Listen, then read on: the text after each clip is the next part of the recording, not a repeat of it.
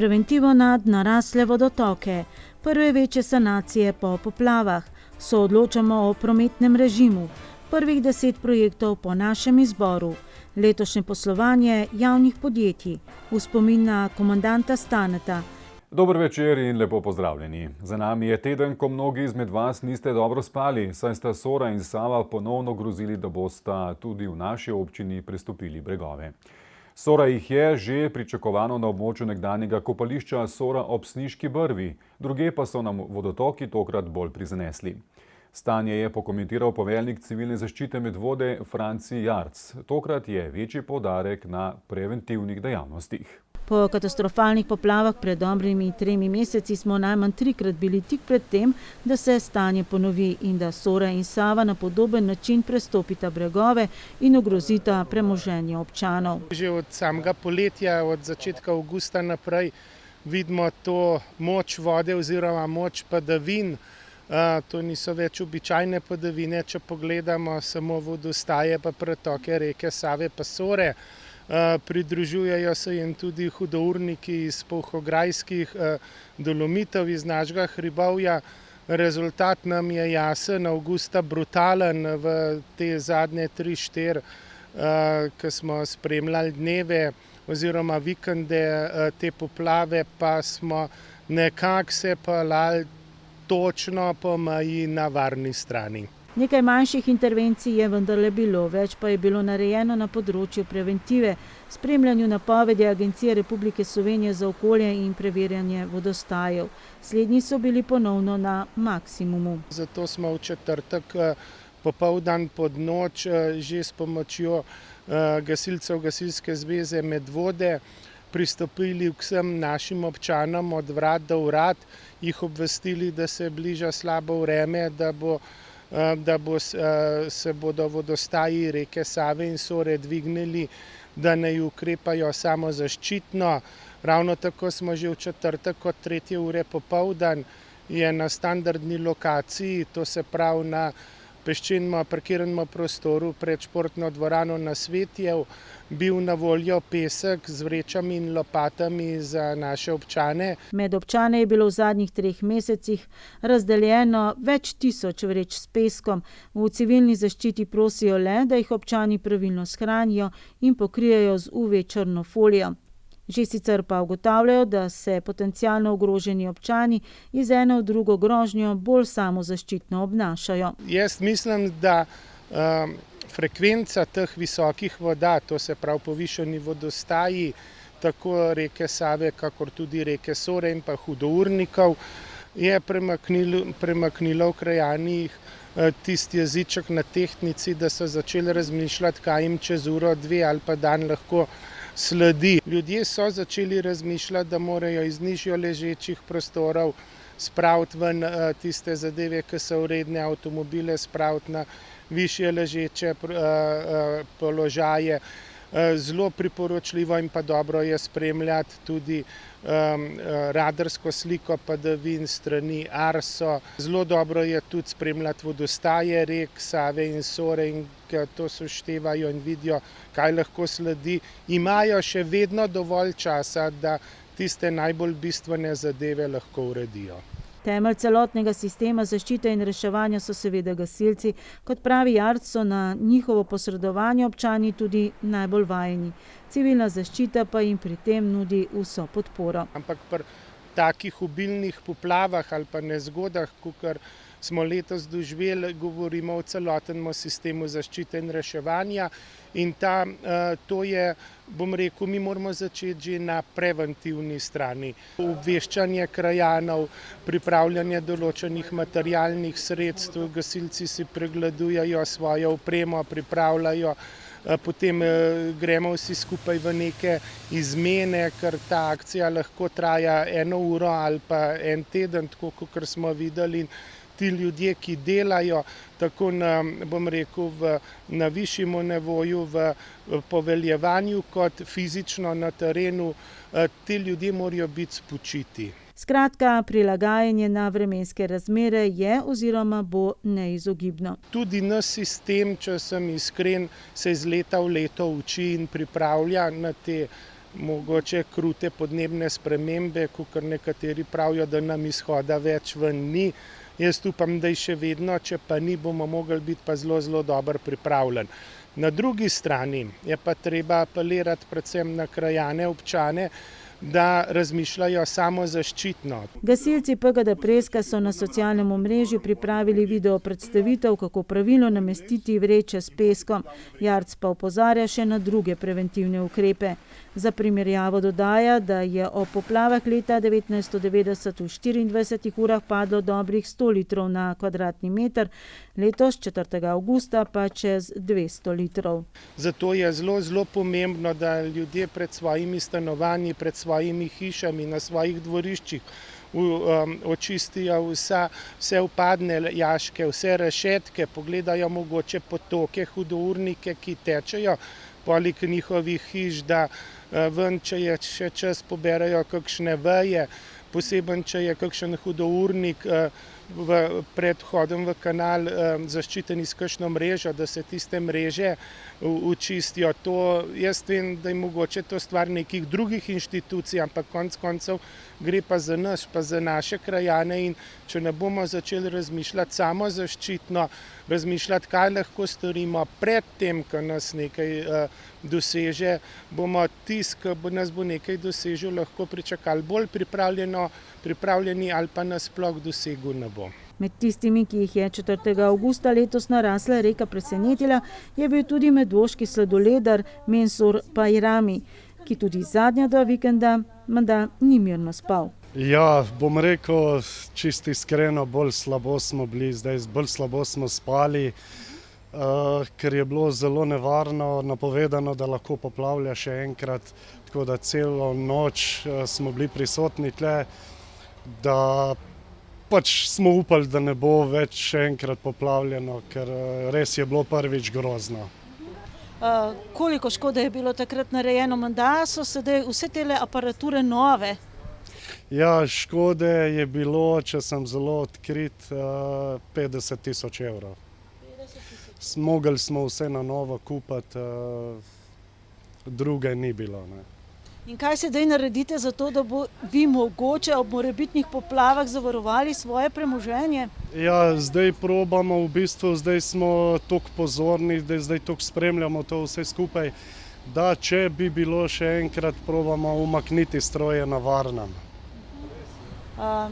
Ko smo že nekako bili pri škodi, 50 000 evrov ste dejali, ste kot obrtnik, podjetnik bili deležni kakšne pomoči? Pomoči države pa zavarovalnice ne. Ob pomoči dobrih prijateljev, mojih kolegov pa prijateljev, ki so priskočili v pomoč. V času avgustovskih poplav je bila močno poškodovana tudi cesta Medvode Sora na območju kopališča v Goričanah. Reka Sora je odnesla avtobusno postajališče in polovico cestišča ter poškodovala tudi drugo infrastrukturo na tem območju. Po prejemu denarne pomoči za sanacijo po poplavah s strani države je občina takoj pristopila k podpisu pogodbe in uvedbi izvajalca v delo. V sklopu sanacije bo izvajalec v prvi fazi uredil vso komunalno ter telekomunikacijsko infrastrukturo, ki poteka v samem vozišču. Nato bo vgradil tamponsko podlago in na novo položil robnike na območju, kjer je bilo avtobusno postajališče ter hodnik za pešce. Sledi asfaltiranje postajališča, hodnika za pešce ter vozišča. Vzporedno sanacijo cestišča bodo sanirali tudi brežino. Predviden je nov betonski oporni zid. Sama brežina se bo dodatno zavarovala s kamnito zložbo, ki bo preprečevala erodiranje brežine ob možnih novih višjih vodostajih reke Sore. Na podlagi zbiranja ponudb bo dela izvedlo podjetje Komunalne gradnje, vrednost del pa bo presegla 300 000 evrov. Avgustovske poplave so močno poškodovale tudi most čez reko Soro na cesti komandanta Staneta, torej most ob medvoški knjižnici. Uničena je ograja na zahodni strani mostu, razsvetljava, deloma vozna površina in temelji mostu. V občinski upravi so menda že v prvih dneh po poplavah prejeli različne predloge, kako naj ob sanaciji spremenijo tudi prometni režim na mostu, da bo ta bolj prijazen pešcem in kolesarjem. V času načrtovanja sanacije mostu nas zato prosijo za naše mnenje o načinu sanacije mostu. V razmislek nam občinska uprava daje 3 različne variante prometne ureditve, od pešcem in kolesarjem najmanj prijazne do trajnostni mobilnosti najbolj prijazne ureditve.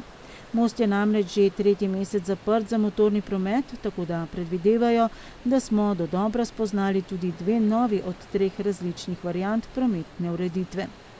Prva varianta predvideva, da prometna ureditev tudi po sanaciji mostu ostane takšna, kot je bila pred avgustovskimi poplavami, da torej omogoča promet za motorna vozila v obe smeri in ima urejena 2 ozka pločnika na vsaki strani mostu. Druga varianta prometne ureditve predvideva, da se po novem omogoči le enosmerni promet za motorna vozila, hkrati pa se uredi en širši hodnik za pešce in kolesarje.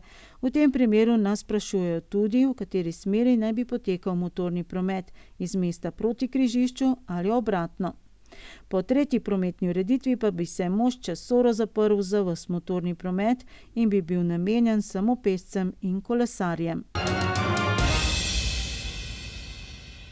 7. novembra 1944 se je tragično končala življenjska pot takrat 32-letnega poveljnika Narodno-osvobodilne vojske in partizanskih odredov Slovenije, generalporočnika Franca Rozmana Staneta.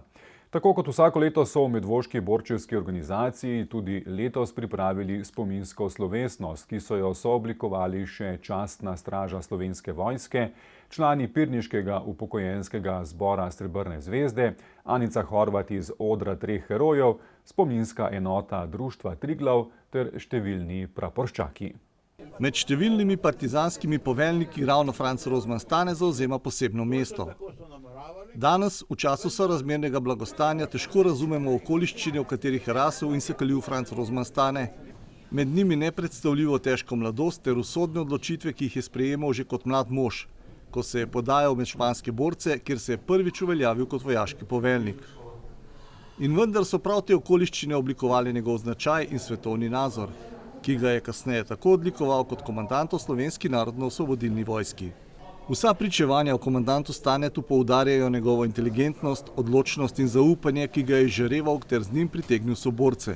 Bil je človek dejanj, ki je vedno našel pravo besedo za svoje borce, ne z visokih govorniških odrov, ampak med njimi kot njihov bojni tovariš, do katerih je imel izjemen odnos. Tak odnos, da so borci brez problema šli v boj in, kar je danes težko razumljivo, dajali življenja za to, da se danes smo v svobodni in taki lepi, urejeni Sloveniji. Z vojaškim pristopom k vojni strategiji, taktiki in okanah komandanta Staneta je prisotne seznanil tudi slavnostni govornik Milan Gorjanc, dolgoletni predsednik odbora partizanskih brigad pri Zvezi združenj borcev za vrednote NOB Slovenije. V svojem govoru je poleg tega izpostavil tudi žalost zaradi tega, ker se spomina komandanta ne ohranja na nivoju, ki bi si ga Franc Rozman Stane zaslužil. To je žalostno, krepko žalostno, da tisti, ki so nekoč bili tovariši, celo rdečo knjižico so imeli, to spreminjajo. Da drugi ne rečemo nič. Žalostno je to. Poglejte, v šolah ni ničesar več o tem. Slovenci v svoji zgodovini premoremo mnogo velikanov, ki so nam s svojimi besedami in dejanji pokazali pot, vendar je med njimi zgolj nekaj takih, ki še posebej izstopajo. In mednje prav zagotovo sodi komandant Stane. Zato je razočaran, da se v Slovenski vojski ne zavedajo, da vojska, ki ne spoštuje in neguje svoje vojaške zgodovine, nima prihodnosti, ker ne zna ceniti žrtev, ki jih dajo vojaki na oltar domovine. Zaradi tega se pridružuje predlogu Medvoške in Ljubljanske zveze borcev, da se prihodnje leto pristopi k večji slovesnosti ob 80-letnici njegove tragične smrti. Ker je to naš krajan Franc Rozman Stane in smo ponosni nanj, da bomo drugo leto v večjem številu se spomnili sicer tragičnega dogodka, ko je ugasnilo življenje glavnega poveljnika partizanskih enot Slovenije, ampak ostal je živ med nami. Komandant Stane je bil izraz idej in upanja slovenskega naroda v času narodno-osvobodilnega boja. In ta njegov duh je še vedno živ, kot so žive vizije in upanja, ki so slovenski narod kot nevidna roka usode skozi tisočletja vodile do samostojne države. Na zadnji seji občinskega sveta so občinski svetniki med drugim dali svoje soglasje k imenovanju 7-članske komisije za priznanja za 4-letno obdobje. Povsem na novo je članica komisije postala Tanja Perič iz Medvod, ponovno po mandatu premora Marjeta Žebovec, svoje delo pa v tem mandatu nadaljujejo ponovno častni občan občine Medvode Janez Šušteršič, predsednik Gasilske zveze Medvode Miha Šušteršič, predsednica krajevne organizacije Rdečega križa Blanka Trampuš ter naša sodelavca, aktiven član v različnih sferah družbenega življenja, predvsem pa kulturnik, Matej Ulčar in Silvana Knok, urednica televizije Medvode. Ob tokratni priložnosti je župan Nejc Smole izpostavil predvsem to, da je medvoška ureditev izbora dobitnikov priznanj zanj ena najboljših. Ker velika večina občin ima urejeno tako, da o nagrajencih odloča občinski svet. Občina Medvode pa je to dejansko oddelila, takrat, ko se je za to oddelila in mandat podelila tem 7 članom komisije za priznanja. Zato se jim vsem zahvaljujem, da so pripravljeni to več ali manj nehvaležno funkcijo upravljati. In jim želim pametnih odločitev v naslednjih 4 letih, predvsem pa, da z naše sredine znajo pobrati, izbrati, razbrati tiste, ki so najbolj zaslužni za te priznanja. Tudi od ostalih občanov pa je odvisno, kakšno delo bo imela komisija. Dobitnike priznanj, to sta naziv Mladi up Medvode in častni občan, medalja občine Medvode ter plaketa in velika plaketa Jakoba Aljaža, lahko namreč predlaga kdorkoli. Komisija pa preceni, ali njegov predlog ustreza pričakovanjem pravilnika. Na seji občinskega sveta so svetniki dali svoje soglasje tudi k imenovanju direktorice občinske uprave Anite Mežek za članico nadzornega sveta javnega holdinga Ljubljana, katerega manjšinska solastnica je tudi občina Medvode. Holding obvladuje tudi za nas še kako pomembne javno podjetje LPP, Voko Snago in Energetiko. Nadzorni svet sicer šteje 9 članov, 6 od njih jih imenuje Ljubljanski mestni svet za 4-letni mandat, 3 pa za obdobje 2 let imenujejo po sistemu rotacije ostali manjšinski lastniki. Prav tako brez razprave in brez glasu proti so občinski svetniki dali svoj pristanek k spremembi proračuna za letošnje leto. Ne gre za klasični rebalans, ampak za vključitev možnosti, da se javnemu podjetju Voka Snaga omogoči še dodatno kratkoročno in dolgoročno zadolževanje. Voka Snaga ima sicer 10 milijonov evrov kratkoročnih zadolžitev iz naslova letošnjih projektov in 8 milijonov evrov dolgoročnih posojil. Brez te vključitve se pač družbe javnega holdinga ne morejo zadolžiti, zadolžitev družb pa ne vpliva na zadolžitev občine, niti ne prevzemamo nobenih obveznosti iz tega naslova. Kot je v nadaljevanju pojasnil župan Nejc Smole, vendarle upa, da bo javno podjetje Voka Snaga letošnje leto zaključilo pozitivno. Tega dne je bila namreč tudi skupščina javnega holdinga Ljubljana in seja sveta, na kateri so se seznanili s poslovanjem holdinga v prvih 9 mesecih letošnjega leta. Za nas je to pomembno, ker resno računamo na sredstva holdinga tudi v prihodnem letu, predvsem z 2 investicijama. Ena je vodooskrba za Žlebe in Studenčice in druga je kanalizacija Ladja, pa potem naprej proti Senici. Ladja je namreč neupravičen strošek pri kandidiranju za evropska sredstva, kar pomeni, da moramo 100% kriti sami. Tam smo najdeli potem varianto, da gremo s holdingom in skušamo znižati te stroške. Javno podjetje Voka Snaga je prvih 9 mesecev letošnjega leta sicer zabeležila negativni rezultat v višini 600 tisoč evrov, javno podjetje LPP pa v višini več kot 6 milijonov evrov in pol. Zato Smole vidi rešitev v napovedanem državnem subvencioniranju. Država bo verjetno subvencionirala te integrirane linije, skoraj da mestne linije, ki pri nas tudi potekajo. To pomeni, da če bi do tega prišli, bo verjetno LPP brez naše večje dotacije uspel zvoziti brez na koncu pokrivanja izgube vsako leto. Ker LPP praktično vsako leto pokrivamo izgubo, delno jo mi že z našim subvencijami. Veste, da občina Medvode sanja da okrog 300 tisoč evrov 370 000 evrov samo za subvencije teh linij, sami presodite, je to smiselno ali ne. Zdaj s to novo ureditvijo bi verjetno pač ta vlak lahko ali pa avtobus peljal naprej relativno stabilno. In še, da je s tokratne seje sveta javnega holdinga Ljubljana odšel z bistveno manj skrbmi kot doslej. Obvladujoča družba Javni holding Ljubljana je v prvih 9 mesecih vendarle zabeležila pozitivni rezultat v višini $500 000. Najbolj spodbudni pa so rezultati javnega podjetja Energetika Ljubljana, ki je ustvarila pozitivni rezultat v višini več kot €10 milijonov. Ceno zemeljskega plina pa s 1. oktobrom znižala za 11%. Na prej omenjeni skupščini Javnega holdinga Ljubljana je bil omenjen tudi podatek, da je doslej zgrajenih skoraj 99% povezovalnega kanala C0 in da ga manjka le še 128 metrov. V občinah Medvode in Vodice pa, da je gradnja kanalizacije zaključena. Več o tem pa tudi, kako pomembno sodno zmago je zabeležil Zoran Janković v primeru gradnje kanala C0 pa v prihodnji oddaji.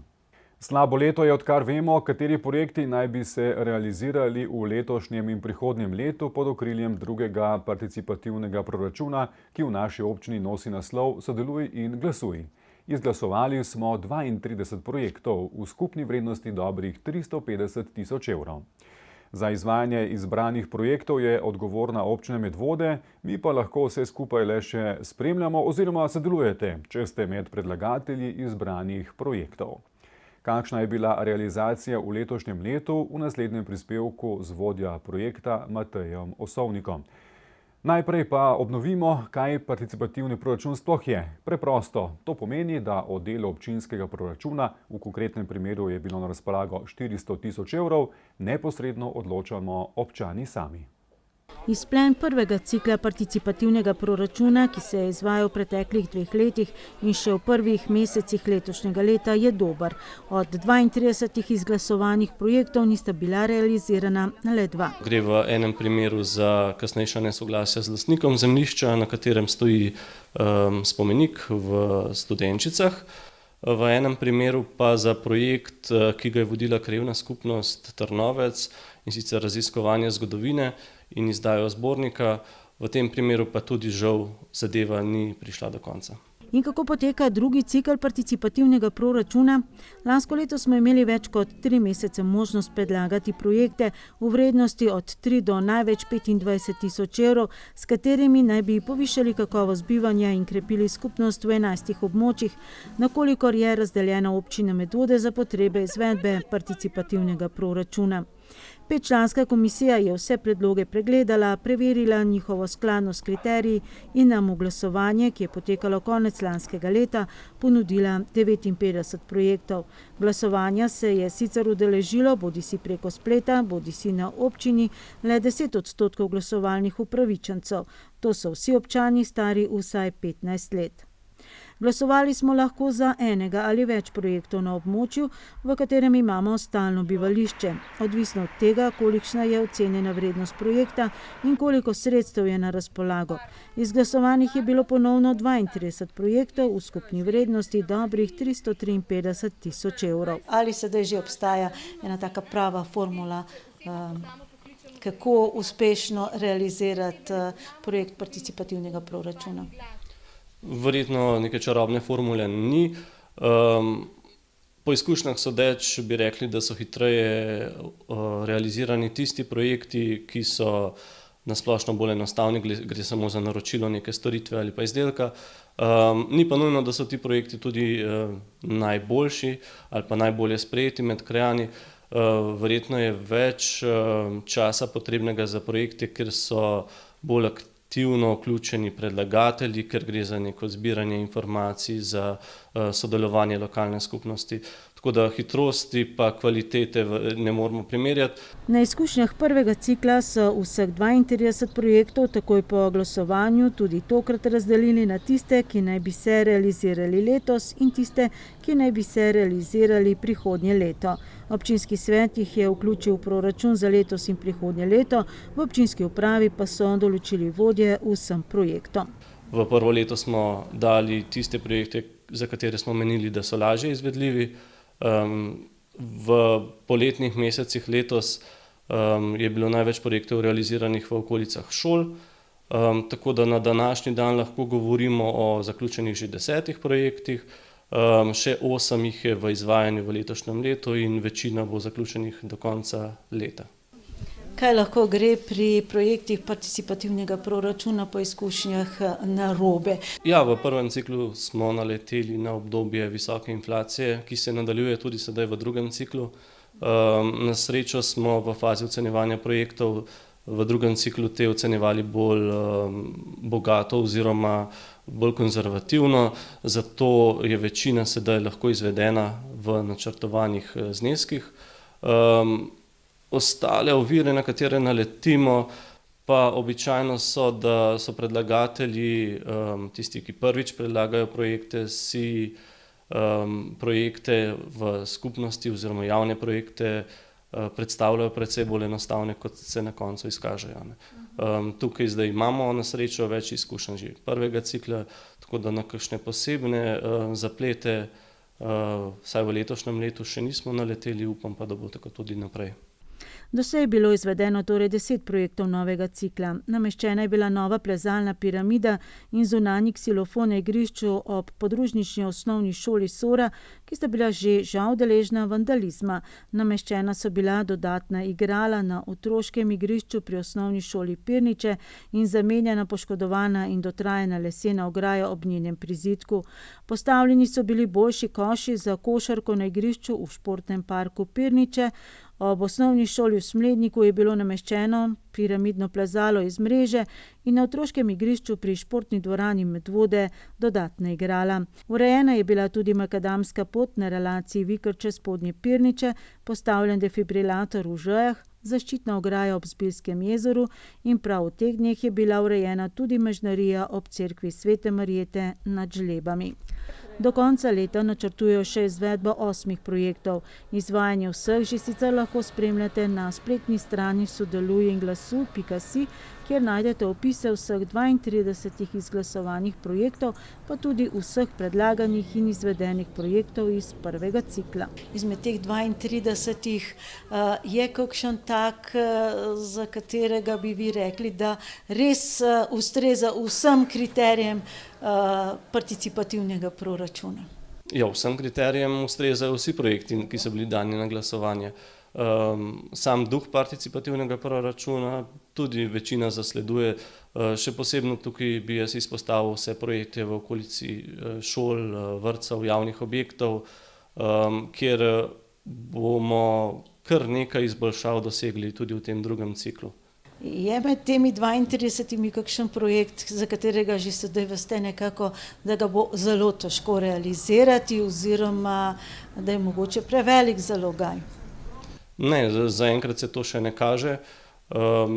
Če bodo tudi predlagatelji, tisti, ki so napovedali aktivno sodelovanje, to napoved uresničili, če ne bi prišlo do kakšnih pretresov na področju inflacije, mislim, da je možno, da se vsi projekti do roka izvedejo. Bodo sredstva na teh postavkah tudi ostala, glede na to, da vemo, da je kar nekaj popoplavnih sanacij na vidiku?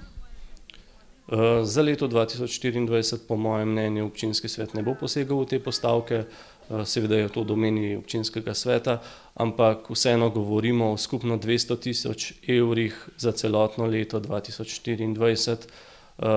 Če to pretopimo v sanacijske ukrepe, gre za mogoče sanacijo ene ceste, tako da po mojem mnenju ti projekti niso ogroženi.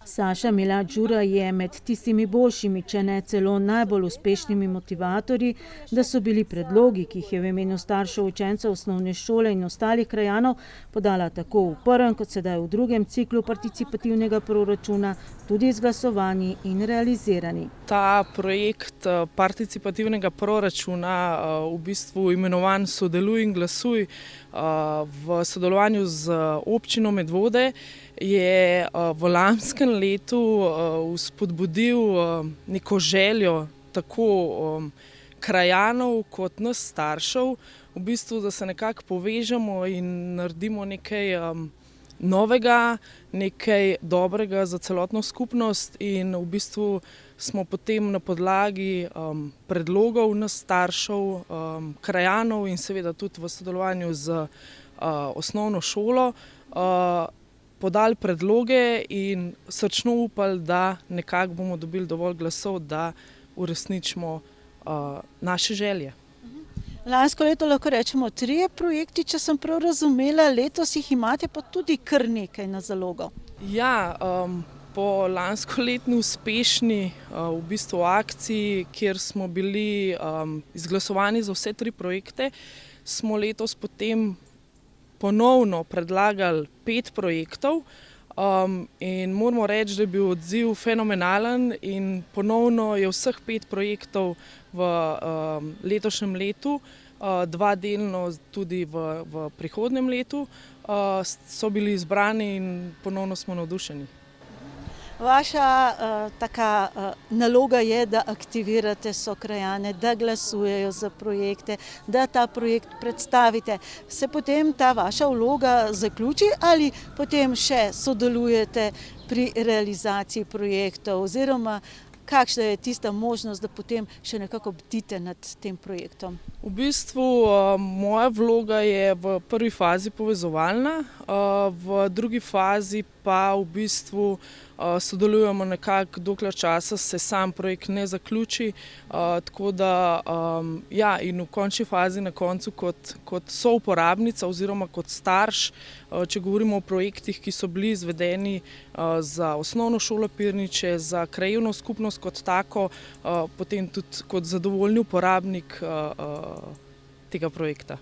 V prvem sklopu participativnega proračuna je bila postavljena učilnica na prostem in kolesarnica, v tem drugem aktualnem sklopu pa je v imenu staršev in s podporo šole ponovno uspela z večjimi predlogi. 2 sta, kot rečeno, že med realiziranimi.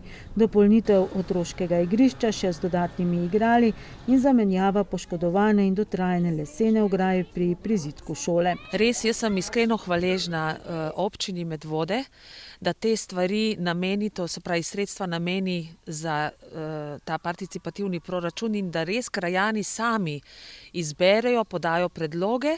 Seveda zelo veliko koristi imamo tudi šole. S tem, ko se sredstva namenijo za recimo tako stvar, kot je obnova igrišča oziroma nakup novih igral, učilnice na prostem, varnostne ograje pri prizidku za najmlajše naše učence in vse ostalo, kar še prihaja v letu 2024. Res moram iskreno zahvalo podati tudi javno. Poleg zahvale občini Medvode, seveda tudi vsem našim staršem, predvsem gospe Žura, ki se res aktivirajo in spodbujajo, povezujejo ostale krajane, da vse te stvari lahko potem tudi kasneje koristijo. V prihodnjem letu bodo zgradili še stopnice za lažji prehod od tako imenovane ceste A do šole in vrtca. Neposredno ob šoli pa bodo uredili še odbojkarsko igrišče, postavili mrežo in zarisali igralno polje. Tudi letos v Medvodah zbiramo darilca v sklopu dobrodelne akcije Božiček za en dan. Zbirno mesto je kot vsako leto v športni dvorani Medvode in sicer darila zbiramo od 8.11. do 28.11., od ponedeljka do petka, od 10. do 20. ure. Vabljeni k sodelovanju, da zopet komu na obraz narišemo nasmeh. Sledi pa še nekaj drugih napovedi dogodkov.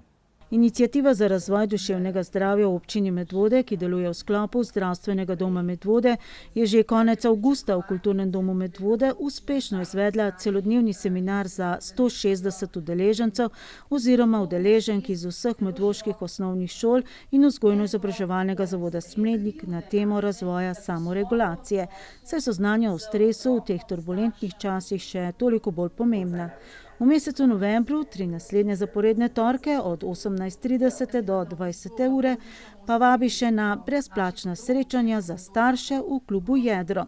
Že ta torek bo srečanje na temo Moj otrok ima ADHD vodila psihosocialna svetovalka Petra Dežman, srečanje v torek 21. novembra na temo nasilja med najstniki zakonska in družinska terapevtka Darja Gabert in srečanje v torek 28. novembra na temo Otroci in uporaba zaslonov pediatrinja v zdravstvenem domu Medvode Anja Račol.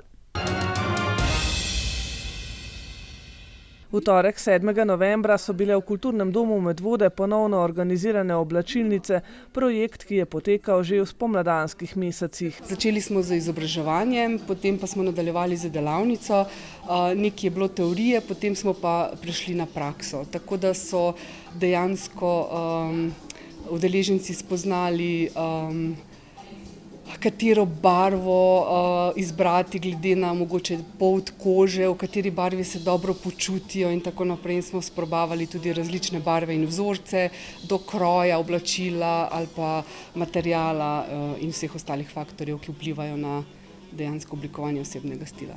Oblačilnice so torej projekt, s katerim pomagajo k celostni preobrazbi človeka, kar storijo prek izmenjevanja izkušenj, mnenj, nasvetov in predvsem druženja. Tokrat je bila udeležba zaradi bolezni in nekaterih drugih okoliščin majhna.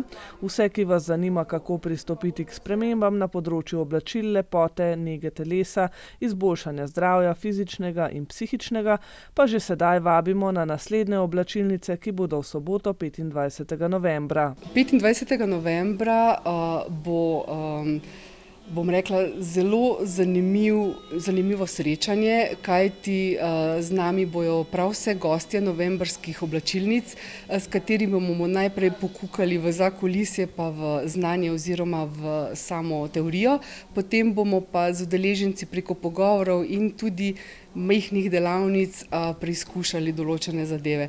Tako da tukaj res vse vabim, da si pridejo pogledat, vstop je namreč brezplačen, mi pa z veseljem kot ljubiteljice ali pa entuziasti delimo svoje izkušnje oziroma svoje znanje oziroma veselje. Vabljeni torej v Kulturni dom 25. novembra, predvsem tisti, ki si želite v življenju sprememb in bi radi prijeten sobotni večer preživeli v družbi zanimivih in kreativnih ljudi. Od torka pa vse do 24. novembra je v knjižnici Medvode na ogled razstava fotografij z naslovom Playlist of Colors prostovoljca Evropske solidarnostne enote Oskarasa Verbickasa iz Litve, ki se je 10 mesecev od oktobra lansko leto do letošnjega poletja aktivno vključeval v mladinske projekte javnega zavoda Sotočje s poudarkom na multimedijskih delavnicah v mednarodnem projektu Pritisni in snemaj. Preko njih je, tako kot ostali prostovoljci, pridobival nova znanja in veščine vezane na zajem, pripravo in obdelavo foto, audio in video vsebin. V sklopu projekta pa je pridobljeno znanje nato delil tudi z lokalno skupnostjo, predvsem z mladimi osnovnošolci. Tokrat predstavljena serija fotografij je torej njegov zaključni projekt. Preko fotografij Oskaras v svoji razstavi prikaže čustva in občutke ljudi. Razstava je sestavljena iz 6 glavnih barv, ki tvorijo barvno paleto. Dopolnjena je z video in zvočnimi efekti, kar obiskovalcem omogoča bolj doživeto občutenje fotografije. Razstava je bila na ogled postavljena brez uradnega odprtja. To pa je del Oskarosove predstavitve ob prihodu v Slovenijo. People around me describe me as a creative person. Since I was 13 years old, I'm really into photography. I don't know where this hobby came from, but I love taking pictures. I love taking pictures of people because it helps me to communicate with them. I love taking pictures of nature because it helps me to relax. I love taking pictures of architecture because it helps me to see beauty in small details and daily life. I love taking pictures because it helps me to express my artistic side.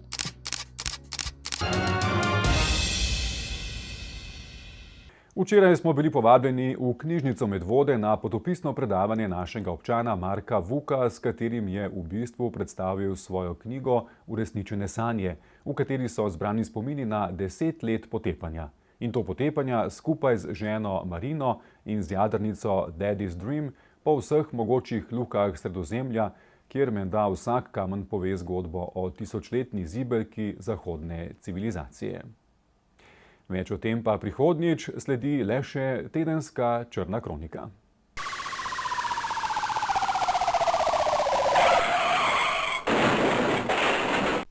Tokrat medvoški policisti o prometnih nesrečah na območju občine Medvode ne poročajo, zato pričenjamo s kaznivimi dejanji.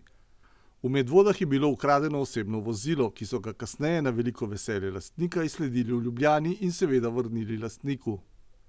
Na Golem Brdu pa so našli 2 odrti koži divjega prašiča, o čemer so bili obveščeni tudi lovci, ki v zadnjih dnevih niso izvajali lova na divjad. Zato gre v tem primeru za nezakonit lov in policisti občane prosijo za pomoč pri iskanju storilca oziroma jih pokličite, če imate kakršnokoli koristno informacijo. Uslužbenka gostinskega lokala je na policijsko postajo prinesla najdeno denarnico, ki so jo policisti po zaključku postopka uspešno vrnili presrečnemu lastniku. Pred trgovskim centrom v Medvodah je nekdo prijavil vsiljivo beračenje osebe, ki je zaradi tega prejela globo.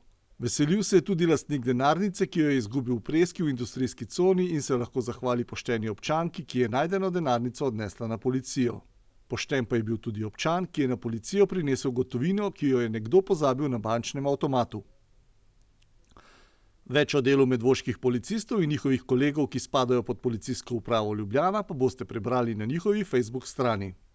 To je za danes vse. Vabljeni, da nas spremljate tudi prihodnji teden, ko bomo poročali med drugim tudi o dnevu odprtih vrat v podjetju Brinox, srečanju gasilk in gasilske mladine ter predstavnikov krajevnih skupnosti, o praznovanju 40-letnice KUD Franc Aleški Finžgar Senica in seveda še o čem. Pester teden je pred nami, preverite naše video strani. Gledali ste četrtkovo informativno oddajo, prijeten večer vam želim še naprej in seveda nasvidenje do prihodnjega četrtka. Lep pozdrav!